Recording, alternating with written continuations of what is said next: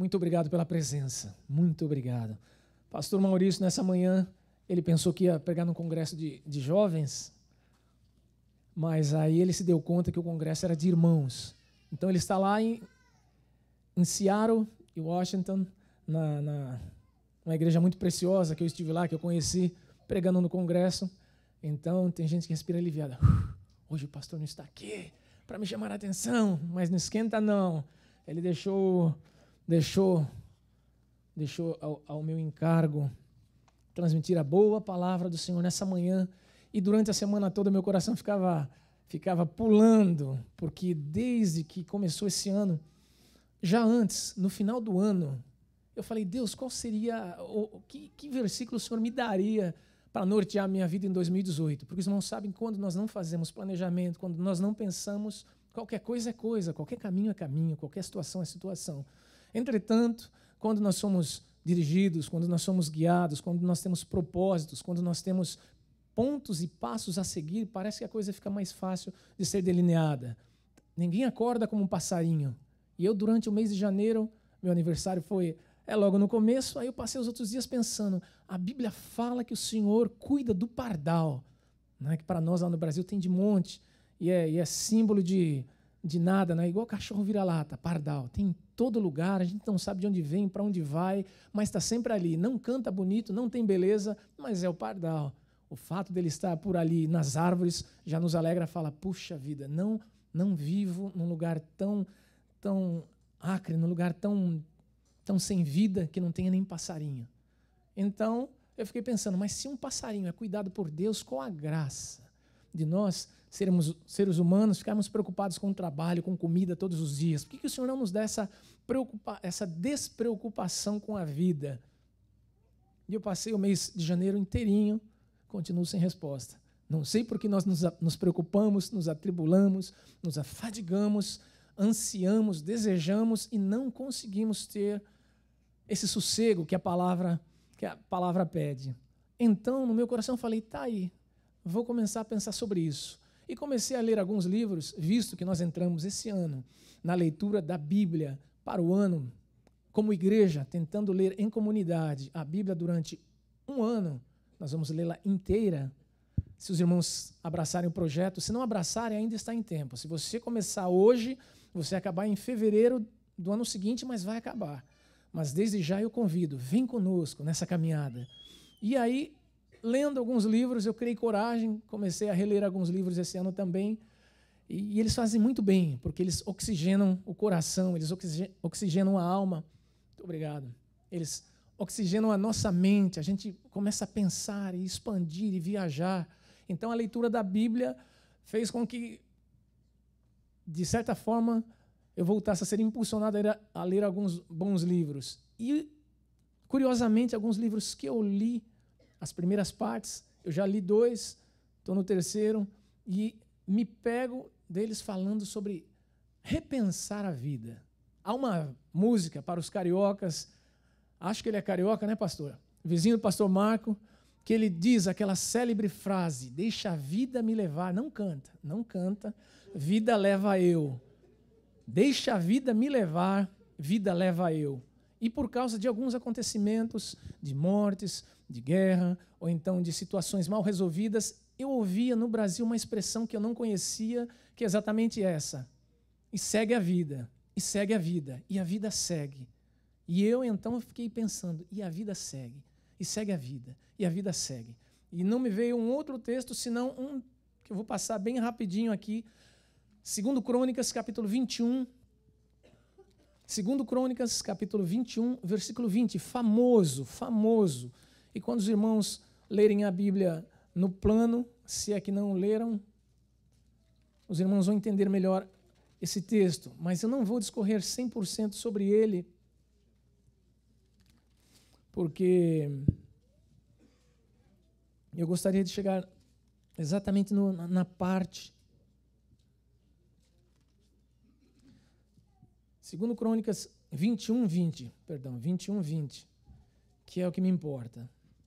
Mas o versículo 1 diz assim, só para situar, descansou Josafá com seus pais e foi sepultado com eles, os pais deles, no caso o pai dele foi Asa, na cidade de Davi, e Jeorão, seu filho, reinou em seu lugar. Aí o versículo 20 vem o que interessa. Era ele da idade de 32 anos, quando começou a reinar, e reinou 8 anos em Jerusalém. E aí agora é o que é. Deixa a vida me levar. E se foi sem deixar de si saudades. Sepultaram-no na cidade de Davi, porém não no sepulcro dos reis. Vamos orar uma vez mais? Pai amado, nós pedimos graça, nós pedimos, Senhor, vida, nós pedimos virtude, mas nós também te pedimos, ó Deus, sabedoria, para que nós possamos compreender os teus propósitos, os teus projetos, as tuas vontades, e assim nós não colidirmos, ó Deus, não batermos a cabeça contra o teu planejamento, porque ele é bom. O Senhor tem os melhores sentimentos, desejos, propósitos a nosso respeito, e que nessa manhã, Senhor, haja um pouco mais de claridade acerca disso. Nós pedimos tudo no nome de Jesus. Amém. Então, deixa a vida me levar, vida leva eu, era e é o mote de muitas pessoas que não se preocupam o que fazem nessa vida, o que farão desta vida, mas é certo que não vão levar nada dessa vida.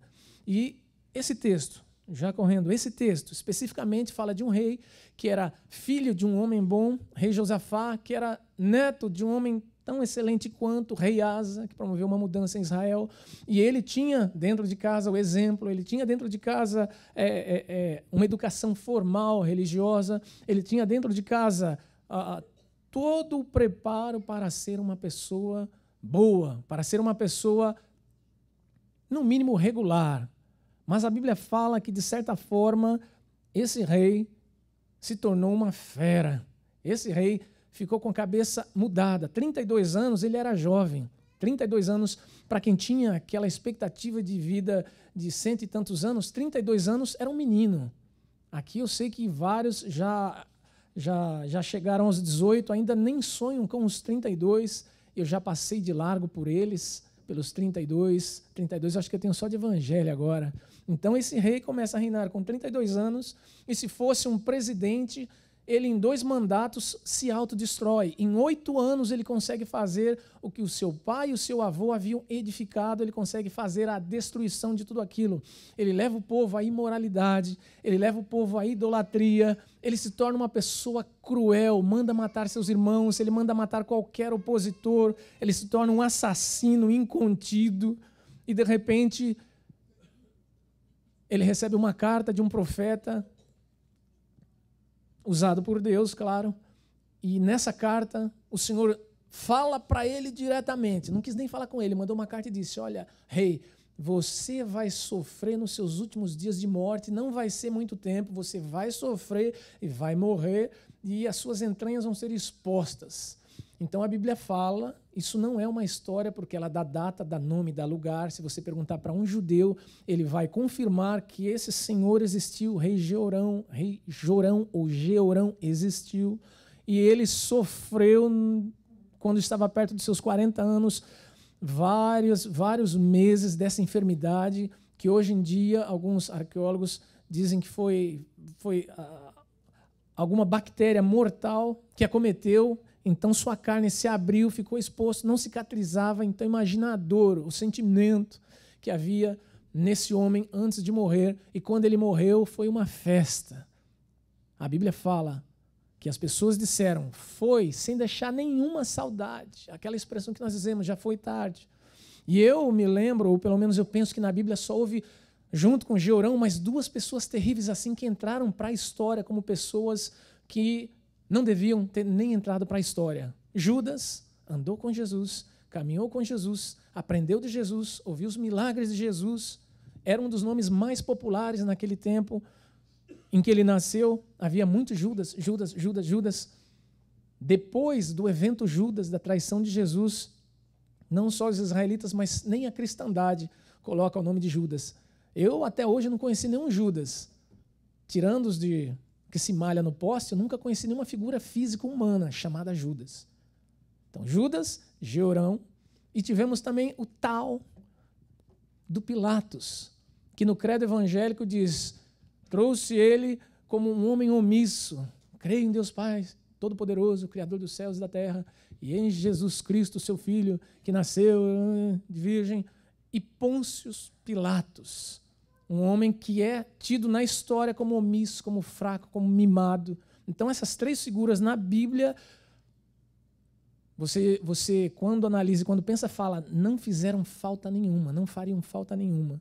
E baseado nisso, sobre o que nós temos, o que dirão de nós quando nós morrermos, me vieram várias perguntas e que certamente poucas respostas nós teremos se nós não estivermos em Deus. Porque hoje em dia eles dizem que nós vamos viver um pouquinho mais. Nós não, porque eu já nem me incluo nisso. Mas tem um gráfico, acho que está no slide 2, ele mostra que quem nasceu em 1940 tinha uma expectativa, tinha uma expectativa de viver mais 45 anos, na média, viveu um pouquinho mais. Quem aqui nasceu na década de 60, a expectativa era passar dos 50 anos. Olha como já foi crescendo. Quem nasceu ali pelos anos de 1970, a estimativa era de que se chegasse até uns 58 anos. Então, a média era de mais ou menos 4 a 5 anos, estava aumentando a cada 10 anos. Já no ano 2000, para quem nasceu no ano 2000, a estimativa de vida é de 70 anos. Não quer dizer que eu nasci em 2000, eu vou morrer com 2070. Não. As pessoas que nasceram no ano 2000, 2001, 2002, têm uma estimativa de vida de 70 anos. Só que quem nasce de agora para frente, 2016, 2018, já está com uma estimativa alta, de 75 aqui nesse gráfico, mas só que eu já tinha ouvido que eles estão aproximando a data para mais ou menos 120 anos. Então, olha que beleza. As nossas crianças, provavelmente alguns netos aqui, pastor Vanderlei, eles vão viver 120 anos. Olha que beleza de vida, se tiverem uma vida com qualidade, óbvio. Isso é o progresso da ciência, isso é o que eles dizem. Mas a Bíblia fala que, né, o homem, a média é 70 anos, que passar disso é enfado e canseira. É lógico que a Bíblia tem razão, porque ela fala, olha, dentro do limite, dentro daquilo que o homem é usado, dentro daquilo que o homem faz, 70 anos está de bom tamanho, mas se passar, a Bíblia não está errada, porque há um limitador, há um número razoável de vida, e o que passa disso sim se torna enfado, canseira, porque imagina você enterrar seus pais, você enterrar seus amigos, você enterrar sua mãe, você enterrar... De repente, você já não tem mais nenhuma referência de amigos, as pessoas que eram da sua época, do seu tempo, morreram. E ontem eu estava olhando de manhã uma propaganda que falava de algumas músicas da década de 60. Eu não nasci em 60, mas elas fizeram sucesso e vieram repercutindo. Tanto que há uma rádio, certo? A 105.5, que ela toca músicas da década de 60, da década de 50, da década de 70, eu acho que até 80, entre 50 e 80, ela toca música nesses 30 anos. Mas isso só é importante para quem viveu nesse tempo. Quem não conhece, fala, que música legal, foi sucesso, foi, Elvis Presley, Então, quem viveu, mas daqui a um tempo, essas pessoas morrem e essas músicas não farão sentido algum, porque nós não ouvimos músicas de 1800 e tanto, nós não ouvimos mais ópera, que era a música do tempo e da época, porque os tempos mudaram, os tempos avançaram, e o homem também avança, e um dia ele morre. Dizem que quando nós viemos à vida, nós precisamos de 2 pessoas para vir à vida, não é? Que você está lá tranquilo, de bem com a vida, alguém te bate, tendo saído, alguém te bate, você aí chora, mas você respira. E aí, a partir daí é o que se tem chamado de vida. Quando chega o dia da morte, precisamos de no mínimo 4 pessoas. 4 pessoas. Nasceu com 2, mas precisa de 4 para carregar o caixão. E assim como quando nasceu fez, agora no último dia faz, e não mais. Então, o que eu diria é assim, dicas para você passar por essa vida sem ser notado.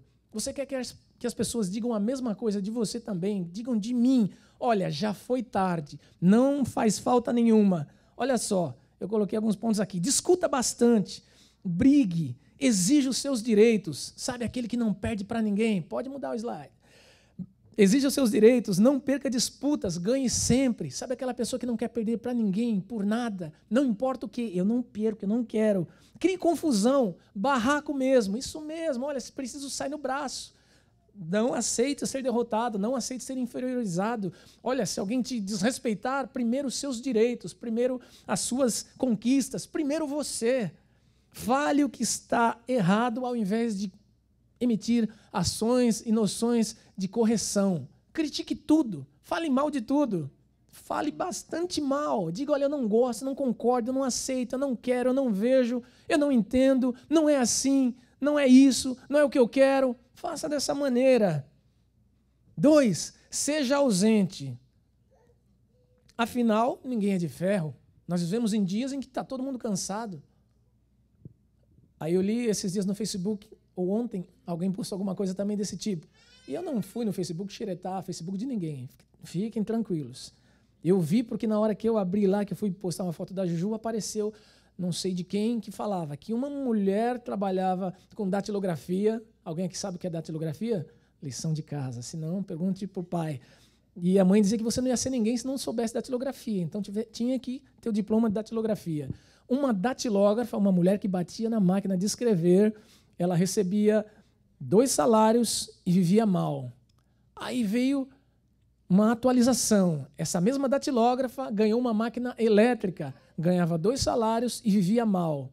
Aí atualizou mais ainda. Essa ex-datilógrafa de máquina manual e elétrica agora é uma digitadora. Continua ganhando 2 salários mínimos e vivendo mal e trabalhando 8 horas ou mais. 6 horas no caso de digitação. Mas entendam, o que eu entendi desse post foi de que, por mais que a vida melhore, algumas pessoas não melhoram, algumas pessoas não seguem a evolução e ficam lá na vida delas e acabam perdendo a vida. E a vida vai ficando para trás. Então, quando alguém se torna ausente, ela não pode criticar que ninguém a vê. Está ausente.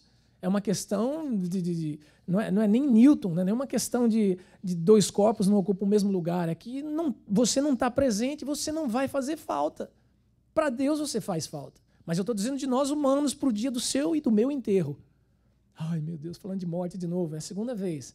Mas acontece que, por nós sermos tidos como Aristóteles disse sermos seres racionais, o que nos deixa preocupados e o gato não, é que nós temos noção de que nós vamos um dia morrer.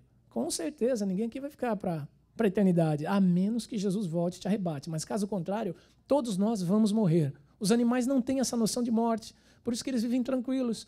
Eles vivem a sua vida normal, eles vivem a sua vida sem descambar para lado nenhum. Mas nós, seres humanos, nós sabemos que nós vamos morrer um dia. Então, ninguém é de ferro, a maior preocupação hoje em dia é o descanso. E se você pergunta para alguém, poxa vida, mas você não tem tempo para a família, não, tem que trabalhar, você não tem tempo para Deus. Não, mas acontece que agora eu tenho que surgir uma situação nova. Irmãos, sabe o que é tempo? Eu aprendi esses dias, tempo é prioridade, não é prioridades. Tempo é prioridade. Ah, mas eu não tenho tempo. Cai numa cama doente, recebe um laudo de câncer. Você vai arrumar tempo para consertar a sua vida. Ah, mas eu não tenho tempo para a minha família. Deixa um filho seu entrar nas drogas. Você vai arrumar tempo. Você vai encontrar prioridade. Você vai abrir a sua agenda. Existem pessoas que no Brasil a família está destruída, eles estão vindo para os Estados Unidos, porque eles falam, não, vamos tentar lá, longe de tudo, porque as drogas, a violência estão pegando algumas famílias, algumas vidas e algumas pessoas, elas falam, não, vamos para lá. Acham tempo. Eu espero que nessa manhã ninguém aqui esteja tão assoberbado, esteja tão estafado, que diga para mim, eu não tenho tempo. Cuidado que se você não tem tempo, a gente vai orar para Deus te dar um tempo. E aquela eterna ilustração que eu conto porque eu ouvi de uma irmã. Havia uma irmã que dizia, eu preciso de férias, eu vou tirar férias, eu estou cansado porque Deus me manda para lá, porque Deus me manda para cá, porque Deus me manda orar, porque Deus me manda fazer. Irmã, até passou os anos e esqueci o nome dela. E de repente, a irmã que contou, ela disse que era amiga dela, falou, olha, até ela pedia tanto tempo, férias, queria férias, ela era uma bênção útil na casa do Senhor que caiu enferma.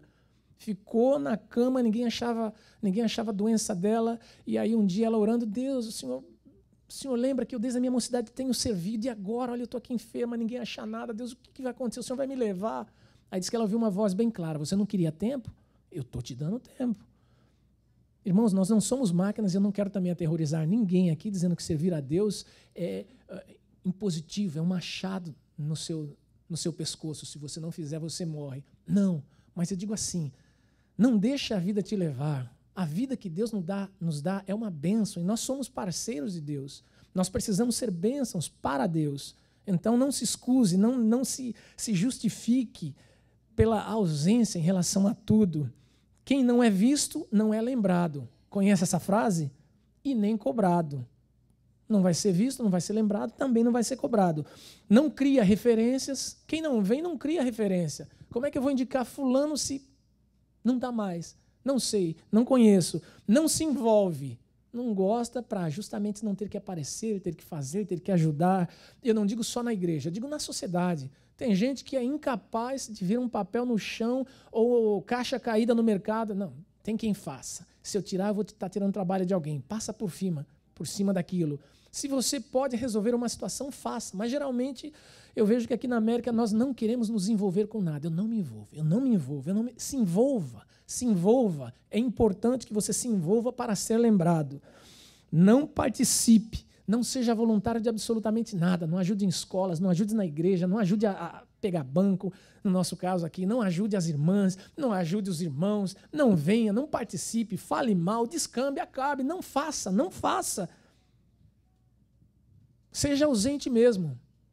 Tem todo o direito de não vir, de fazer uma peregrinação religiosa. Quando der vontade, eu vou. Quando eu quiser, eu vou. Não está criando referência para nós. Não vai fazer falta, entre aspas, porque se eu vejo hoje, não vejo daqui 5, 8, 15 semanas, como é que o dia que eu vi na rua eu vou me lembrar que vi?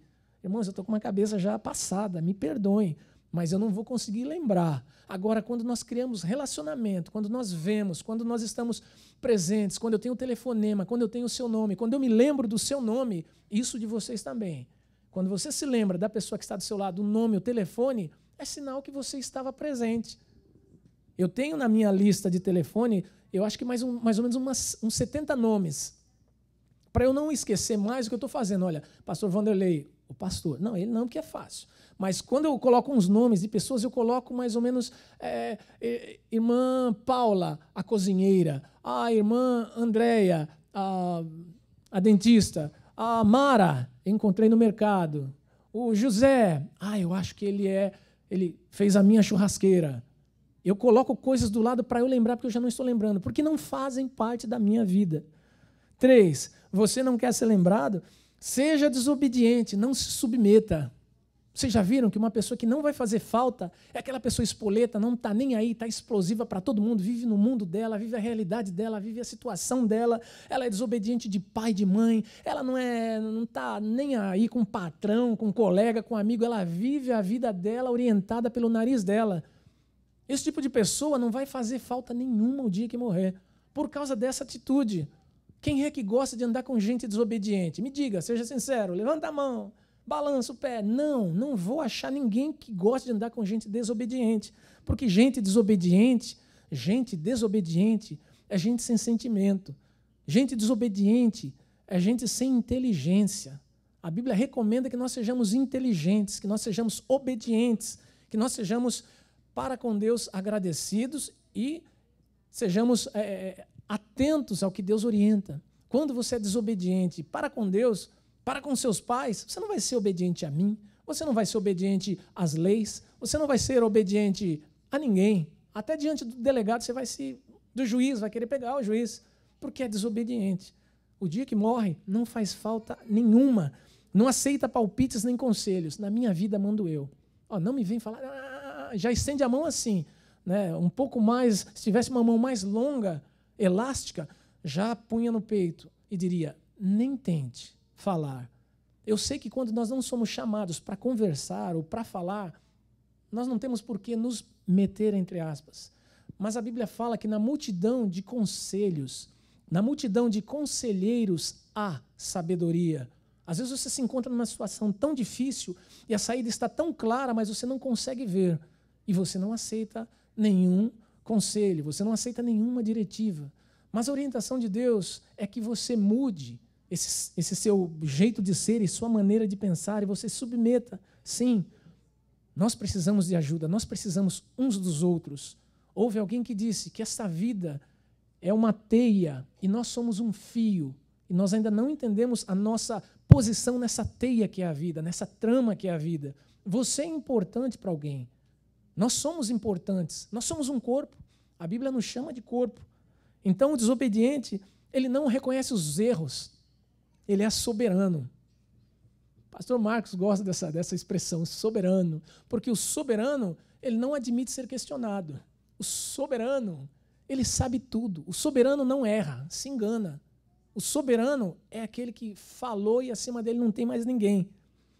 Então, através da fala, das atitudes, da decisão, dos caminhos que você toma, você se acha soberano, senhor do seu destino, senhor da sua vida. O dia que morre o soberano, o dia que morre desobediente, vai, com toda certeza, fazer falta para ninguém. Ai, meu Deus, que dureza. Depois, envie uma mensagem no nosso Facebook, pastor Maurício Fortes, Mancate ali também. 4, desconfiado. Se você não quer deixar saudade, seja desconfiado. Seja independente, não precise de ninguém. Humilhe, rebaixe, maltrate, fira. E não esteja nem aí. Vocês já viram quando nós recebemos telefonema errado de telemarketing? Meu Deus, que ódio quando essas pessoas... E nós estamos naquele fulgor, naquele fogo, naquele momento do trabalho, e de repente alguém liga, ai, você acabou de ganhar um pacote para um cruzeiro. Você vai para Cuba. E você, mira, minha irmã, como é que a senhora descobriu meu telefone? Eu estou trabalhando. Ou então alguém te oferece, olha, você é o número 1000 que acaba de ganhar $10.000 se você desliga na hora, não é? E tem gente que vai mais além. Tem gente que ouve, depois que a pessoa fala, começa a brigar, começa a tripudiar. Irmãos, nós não precisamos ser assim. Se a menina do telemarketing, do outro lado, pudesse ouvir as nossas expressões e reações, crentes e não crentes, as nossas reações quando ela liga na tentativa de vender alguma coisa, ela diria, ô infeliz, eu vou bater na sua... Desligava o telefone. Há uns dias atrás, no fim do ano passado, não igual o Rodrigo, mas eu recebi um telefone de alguém me dando uma Mercedes. Pensa na alegria da pessoa do outro lado, você acaba de ganhar uma Mercedes, mas aquele sotaque inglês bem né, esquisito, para não dizer do Oriente. E aí, de repente, o rapaz falou, e eu estava com paciência aquele dia, e eu ouvi. Quando ele acabou, ele falou, agora eu vou precisar fazer algumas perguntas. O senhor gostaria dessa Mercedes? Eu falei, não, acho que o senhor não entendeu. O senhor gostaria dessa Mercedes? Eu falei de novo, não. Aí, então, pensa, antes da terceira pergunta, alguém virado no bicho que me falou um monte de palavrão pelo telefone e desligou na minha cara. Eu falei, ué, é ele que está me vendendo, é ele que está me importunando, é ele que ia me dar uma Mercedes e recolheu a Mercedes de volta? Então, nós precisamos, irmãos, não maltratar, não rebaixar, não ferir ninguém.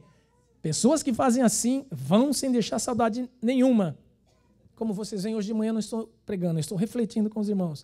Seja companheiro da amargura e do rancor. Como tem gente que não esquece, né? Gosta de ser amargurada, gosta de ser rancorosa, está sempre de mau humor com tudo, o dia nunca está bom, nunca nada está bom.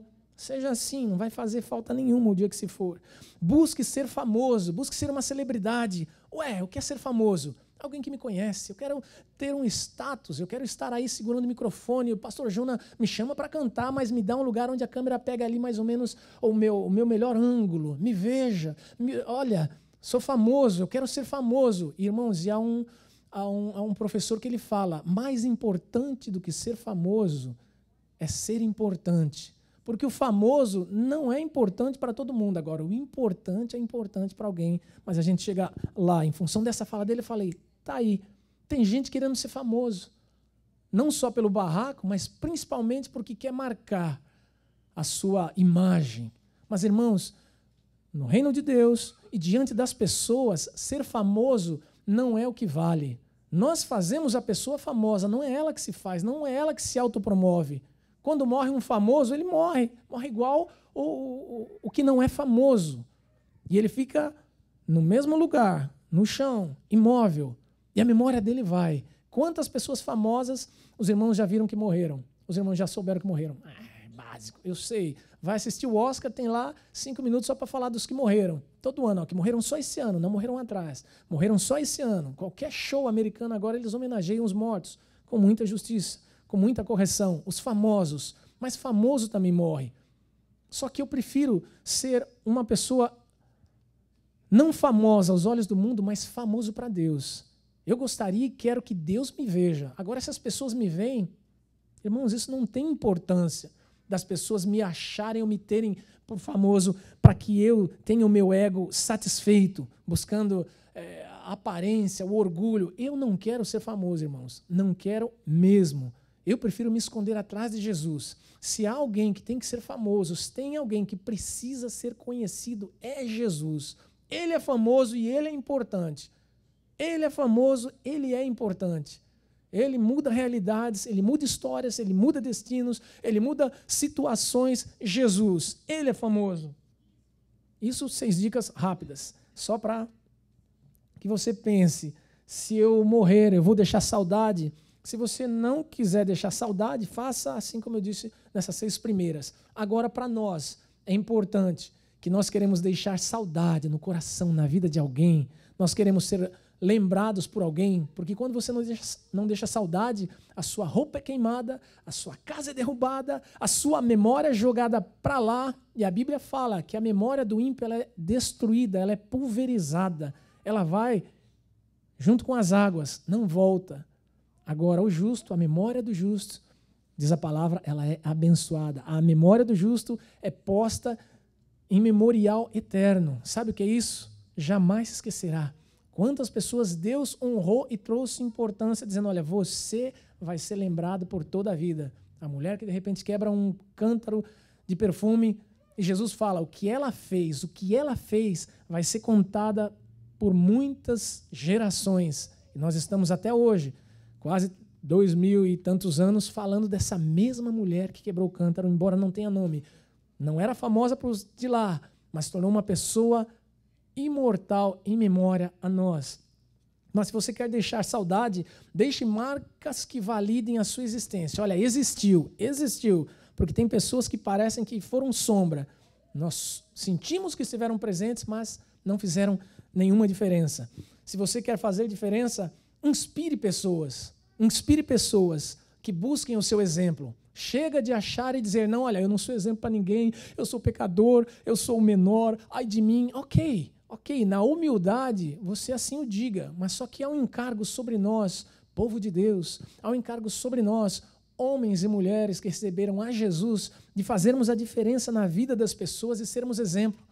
Se eu perguntasse para o irmão agora, para você que está do lado, não precisa nem olhar para a pessoa do lado, nem precisa me responder também, quem você tem como exemplo de piedade, quem você tem como exemplo de santidade, quem você tem como exemplo de alguém que, se você tiver numa necessidade extrema de eu vou falar com fulano porque ele vai orar e eu sei que Deus ouve a oração dele. Não que a sua seja fraca, mas alguém que você sabe que é o que é e Deus é na vida dessa pessoa. Pensa quantas pessoas você pode indicar. Se eu te perguntar, me indique uma pessoa que se pareça com Jesus que você conhece. Você vai ficar pensando, olha para o teto, olha para o isopor, passa do teto, vai para a armação de madeira, passa pelo roofing, vai para o céu, passa do céu dos céus, vai pelo espaço sideral, encontra um foguete, passa por cima e vai pensando. E não, vai achar muito poucos, porque, irmãos, nós não paramos para pensar que nós precisamos ser exemplos, que nós precisamos ser tratados por Deus, nós precisamos ser mudados por Deus, nós precisamos ser transformados pelo Senhor, para que pessoas vejam ao Senhor através da nossa vida, porque é muito abstrato você dizer, vai ler a Bíblia, olha, não olhe para mim não, olhe para Deus, olhe para você sim, sede meus imitadores como eu sou de Cristo, dizia o apóstolo Paulo. Será que ele é um só? Será que só ele pediu para que olhassem para ele? Se eu não conheci o apóstolo Paulo, para quem que eu vou olhar? É você, sou eu que precisamos ser exemplos, sermos mirados, sermos olhados, sermos tidos como exemplo. Cada vez que você fala, não olha para mim não, é porque você está fugindo do seu mandado, você está fugindo daquilo que Deus te pôs no coração e na vida para ser, você não olha para mim não, você não quer se responsabilizar. Na verdade, você não quer se responsabilizar mesmo. Então você fala, não olhe para mim. Mas a Bíblia fala, sim, nós vamos olhar para você, nós vamos ter em você o exemplo para que nós vejamos ao Senhor. Há necessidade de mudança de comportamento. Por isso que muitas pessoas não querem que elas sejam exemplo, porque elas não querem mudança, elas não querem mudar. Mas se você deseja ser uma pessoa lembrada, um santo, alguém que o dia que você morrer, se quiser antes de mim, mas o dia que você morrer, a gente puder cantar com alegria e dizer, olha, deixou saudade, pessoa fiel, pessoa amada. Mas se eu for primeiro também, espero que vocês possam dizer isso de mim, além da minha esposa e da minha mãe, que com certeza vão ter que dizer isso, que era uma pessoa boa, era uma pessoa amada, era uma pessoa querida, que vão chorar de tristeza, não de alegria, porque nós precisamos trazer inspiração para a vida das pessoas. E existem muitas pessoas que nos inspiram. Existem muitas pessoas que você pode dizer, olha, sem máscara nenhuma, essa pessoa, ela é a pessoa em quem eu me espelho. Muitos se espelham em artistas, em jogadores, mas são pessoas de uma vida tão devassa, de uma vida tão não digna de ser seguida. Muitos, não a maioria, não todos, mas muitos. E a pessoa se espelha nelas. Começa a pensar, se você não vai ser uma dessas pessoas que nessa manhã nós podemos sair e dizer, eu vou começar a me espelhar em você, Rodrigo. 2, você quer ser lembrado e com alegria dizerem, olha, o Senhor recolheu, mas Deus é bom. Vai ser lembrado. Descubra áreas e lugares a serem trabalhados, buscando servir e não ser servido. Tem gente que pensa que, olha, tudo a mim, só para mim, eu. Irmãos, nós precisamos nos doar e nos desgastar para com outras pessoas. Ah, mas não é crente. Não tem problema, é ser humano, o coração bate. É pessoa. Ou se for um animal também, ajude o animal. Mas se é pessoa, ajude. Primeiros domésticos da fé, a Bíblia fala em diversas situações. Mas porque não tem a mesma religião que eu, porque não tem o mesmo hábito que eu, porque não vão na mesma igreja que eu, então elas não são dignas de misericórdia e de ajuda? São sim. Ajude pessoas. Eu, quando fui visitar alguém, ano retrasado no hospital, ela pegou e falou, olha, eu vou na sua igreja. Eu falei, eu não quero e não preciso que você vá na minha igreja por causa da minha visita. A minha igreja. A igreja que eu congrego está lá. Se você quiser, muito bem-vinda. Mas eu não estou fazendo por obrigação e nem como troca. Eu vim aqui porque me disseram que você precisava de oração, e eu vim aqui para te ver, te visitar, te conhecer, orar por você, bater um papo, oi, tudo bem. Se você sarar um dia e sair daqui, podemos tomar um café, e graças a Deus sarou e não tomamos o café. Veio aqui, mas depois também não veio mais, mas amém. Importante é que nós nascemos para servir, nós nascemos para ser úteis a alguém. Moody, é uma frase que eu achei interessante dele. Eu gosto do meu jeito de fazer as coisas mais do que do seu jeito de não fazê-las. Então se critica, se falam tanto, mas ele faz, ele tá, ele vai, ele vem. Mas por que faz? Vai deixar saudade porque tem implantado alguma coisa no sentido de servir e não de ser servido. 3, seja, olha a letra, solidário e não solitário. Por causa de uma letrinha, nós podemos incorrer num erro. Se você quiser ser lembrado, seja solidário, preocupe-se com o outro, sinta compaixão pelo semelhante, haja com generosidade. Me mandaram um vídeo esses dias e eu falei com o pastor Maurício sobre, que provavelmente também, depois eu vi que outros postaram um parecido, ou o mesmo, de crianças lá no Haiti, que a irmã Kátia conheceu, em que misturavam sal no barro e davam para elas como se fosse uma bolachinha. E elas comiam aquilo e ficavam com a boquinha manchada com o barro, um barro mole, óbvio, mas por causa do sal dava todo um gosto como se fosse alimento e comiam. Até que chega alguém da igreja com um ziploquezinho com pão e dá para essas crianças mostrando o que é o real, o verdadeiro alimento. Quando eu vi aquilo, na hora, meu coração se condoeu. E eu chorei. Aí, literalmente, aí eu sei que alguém chora mais do que eu, pastor Maurício, liguei para ele e falei, pastor, o senhor viu? Aí não precisei nem falar toda a história. Ele falou, vi, chorei, estou com o coração preocupado, temos projeto, precisamos sentar e retomar algumas linhas de projeto para isso, porque há um coração que é como o coração de Deus, precisa arder, irmãos. O nosso coração precisa sentir a necessidade desse mundo. Nós não podemos perder para o diabo, nós não vamos perder para o diabo, nós precisamos ter um coração como o coração de Jesus, sermos solidários, porque isso vai contar no dia da nossa morte. Se não receber galardão nenhum, pastor Damião, no dia que o senhor morrer, pelo menos nós vamos dizer, era solidário, era generoso, era um homem bom, vou sentir falta dele, me ajudava. Nós vamos ouvir gente falando assim, nós precisamos ter gente que fale assim. 4, procure fazer discípulos. Não tenha medo de ter pessoas que te observem. Seja exemplo, sempre. Ensine, dê o exemplo, busque aprender sempre, humildade. Porque o segredo para não morrer, irmãos, o bom líder, ele ensina, o bom líder, ele age de acordo com o que ele ensina, ele não é fariseu, ele fala uma coisa e faz outra.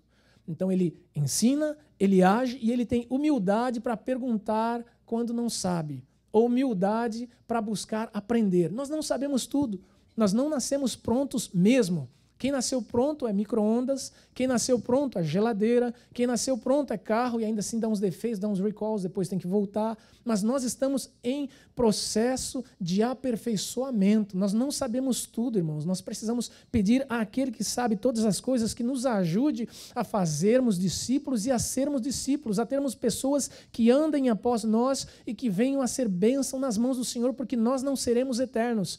Quando você não faz discípulos, quando você não deixa alguém que aprendeu alguma coisa com você, quem serão as 4 pessoas que vão carregar a sua alcinha?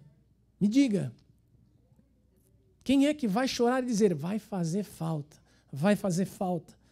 Se nós não fizermos discípulos, irmãos, nós estamos correndo o risco, até lá as máquinas inventam alguma coisa, mas é importante que nós façamos discípulos. Seja relevante, seja importante. Sabe o que é importante? Esse professor Cortella fala também. Ele diz assim, olha, importante é quando você importa. Você abre e traz para dentro. Importação tem esse sentido, certo? Olha, nós vamos importar do Brasil a farofa para os Estados Unidos. Você importa, traz para dentro. Quando você exporta, você manda a farofa daqui para lá. Não manda nada, porque aqui não tem. Então você importa a farinha de lá para cá. Nós precisamos ser importantes para as pessoas. Importante é diferente de famoso, como eu disse. Porque o famoso não é tão importante, mas o importante se torna famoso. Quando você é importante para alguém, quando você faz falta para alguém, quando você é lembrado por alguém porque você, na vida dela, tem um destaque, isso vale mais do que muito. É por isso que a Bíblia fala que uma alma vale mais do que o mundo todo, porque para Deus, a alma, a pessoa, o ser humano é importante para Ele. Você talvez não esteja nesses bobeiras da vida, você não vai estar na televisão, nas manchetes de jornais, nas revistas famosas ou fúteis. Você não vai se tornar uma pessoa famosa, se torne uma pessoa importante. Se torne uma pessoa que, não que os outros vão depender de você, mas que você possa dizer, olha, eu vou me cuidar, eu preciso ter de Deus, eu preciso receber de Deus para abençoar, eu preciso fazer a minha parte, é ser importante, isso é imprescindível. Nós precisamos de uma igreja que seja importante aos olhos do mundo, não famosa. Há umas semanas atrás, o MSN, ele surgiu com as 12 ou 15... 12 mega igrejas na América, as maiores.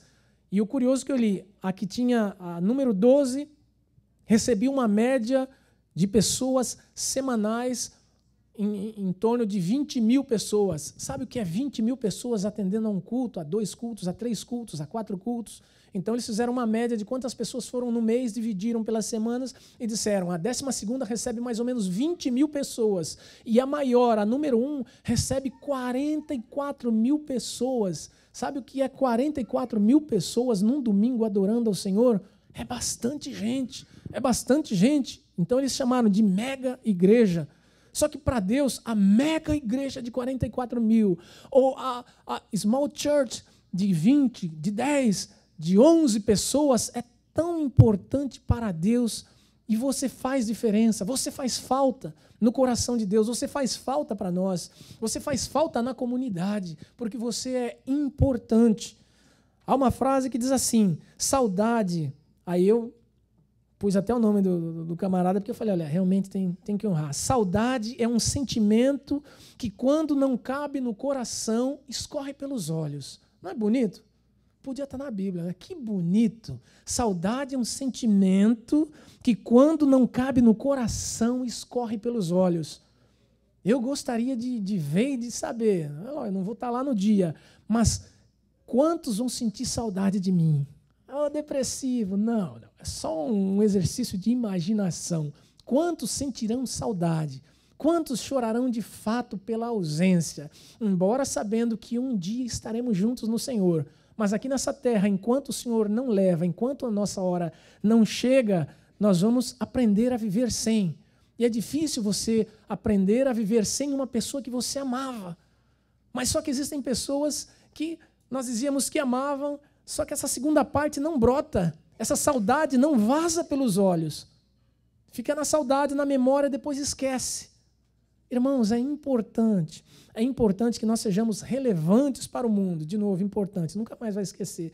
Seguir a Jesus, foi uma frase que eu pus outro dia no Facebook, num dos livros que eu li que estava lá, eu falei, uau, seguir a Jesus satisfaz a sua busca de significado pela vida. Ele proporciona causas pelas quais lutar, que vão além da fama e do prazer.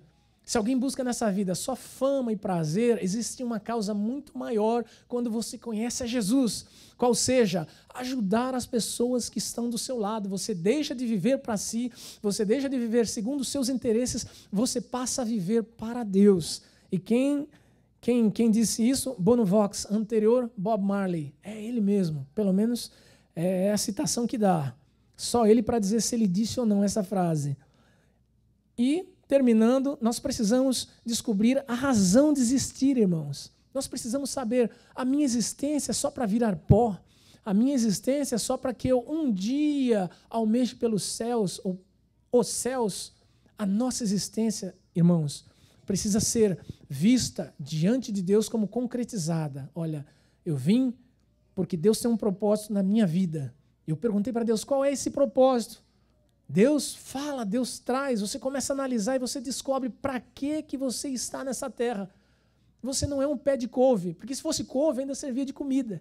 Você é mais do que uma couve, você é um ser humano cujo coração está em contato com o coração de Deus e há projetos de Deus que só serão feitos por você.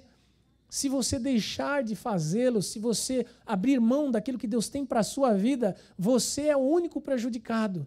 Você será o único que será cobrado pelos seus projetos frustrados, porque você não procurou em Deus saber o que Deus tinha para a sua vida.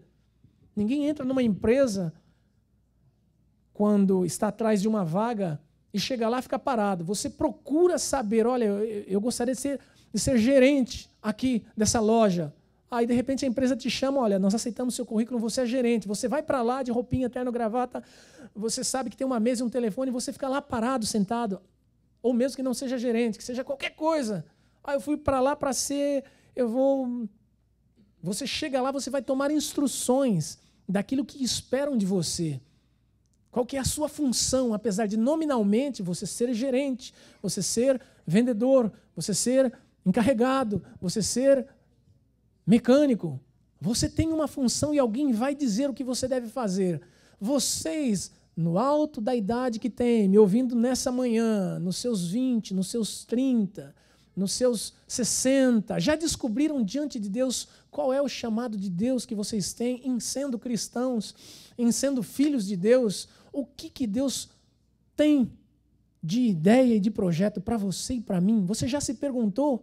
Ou vai esperar chegar o último dia para descobrir que Deus tinha sonhos na sua vida e na minha vida que não se cumpriram porque você nem descobriu, você nem abriu, você falou que era difícil, que não sabia. Aí o que vai acontecer? Deus vai te chamar a atenção. Deus vai chamar a atenção. Porque, irmãos, não há ninguém que não tenha sido criado para nada. E terminando agora mesmo, para valer, eu tenho duas frases que eu vi também, está num dos dois livros. Não me pergunte qual, quem manda ler dois ao mesmo tempo. O que estão fazendo com uma geração de pessoas que são ensinadas e passam pela vida na ponta dos pés a fim de chegarem à morte totalmente despreparadas.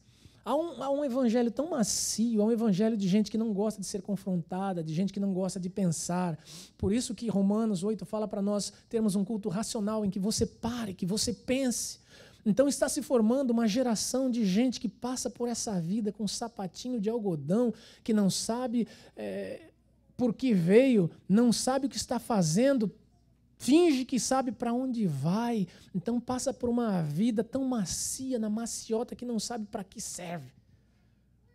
Quando o evangelho entra na nossa vida, irmãos, o evangelho significa, evangelium, significa alvissareiro. O evangelho faz uma mudança, uma transformação, o evangelho seria uma água com gás na nossa vida, começa a borbulhar, ele começa a mexer em todas as áreas, porque o evangelho traz transformação na nossa vida.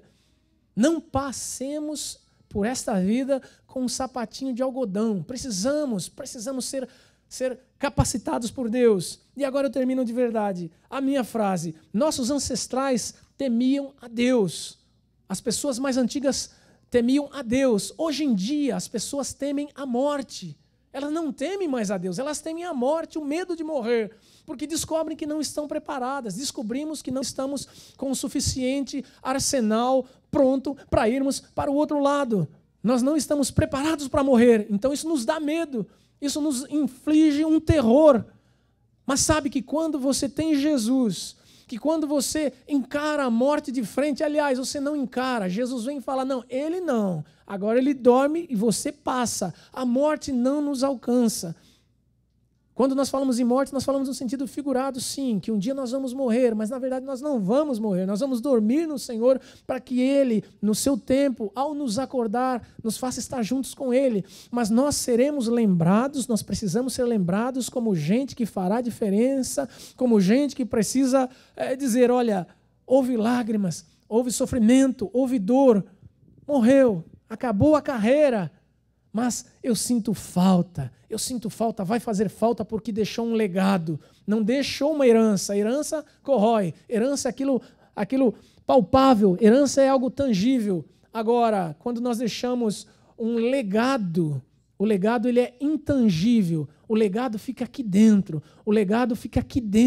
e ele começa a ser praticado. A igreja de Jesus precisa deixar um legado que não será roubado.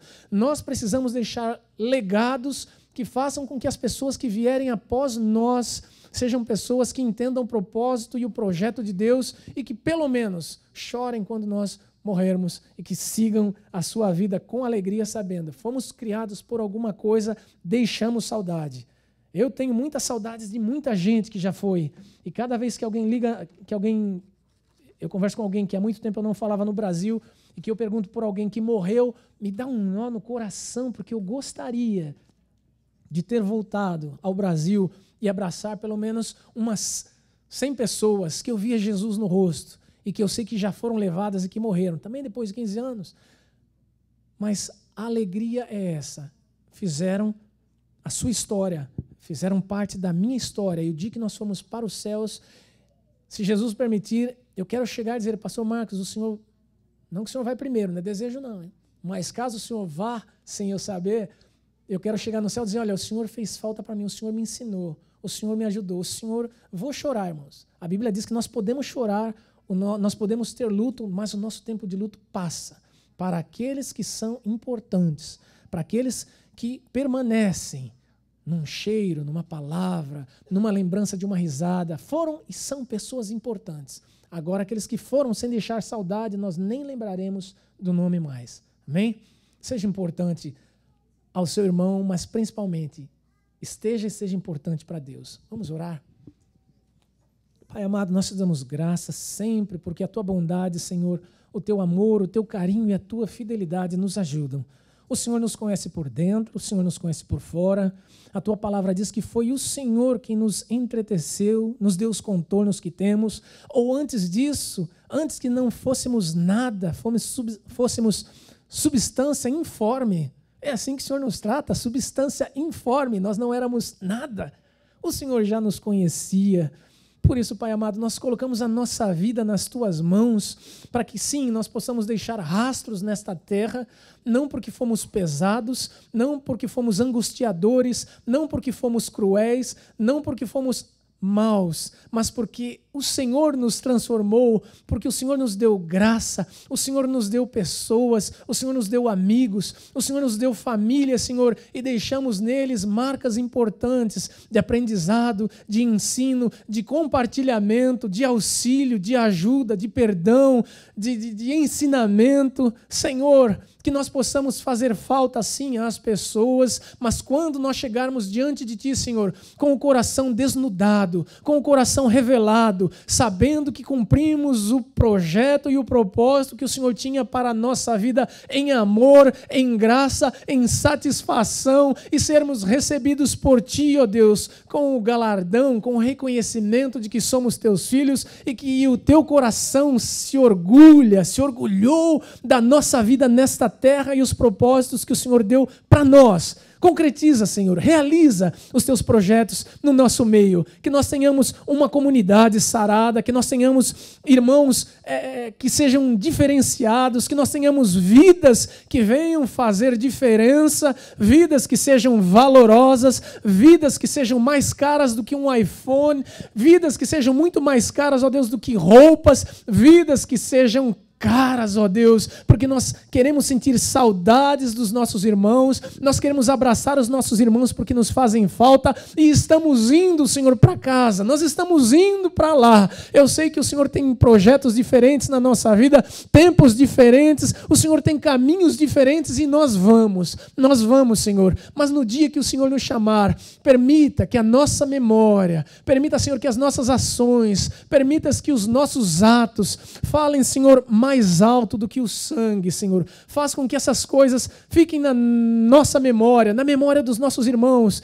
que o Senhor nos usou, que o Senhor nos ajudou, que o Senhor foi a nossa alegria e que nós fomos exemplos para alguém, seja em casa, seja na vizinhança, seja na escola, seja com os amigos, mas que o Senhor seja glorificado em todas estas coisas, porque é para isso, Senhor, que nós vivemos, é para isso que nós queremos estar contigo, para engrandecer o teu nome e te adorar pelos séculos dos